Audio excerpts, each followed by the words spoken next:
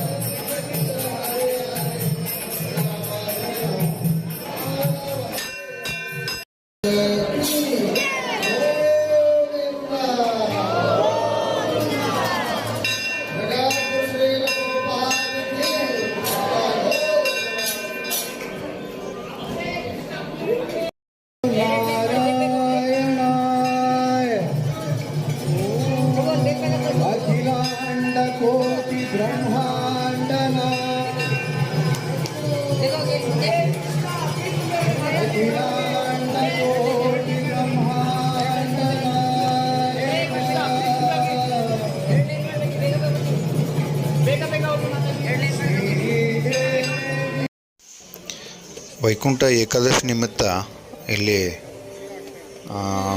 ಒಂದು ISKCON temple ವತಿಯಿಂದ ಭರತನಾಟ್ಯದ ಒಂದು ಕಾರ್ಯಕ್ರಮವೂ ಇತ್ತು. ಎಲ್ಲ ಬಹಳ ಅಚ್ಚುಕಟ್ಟಾಗಿ ನಡೀತಾ ಇತ್ತು.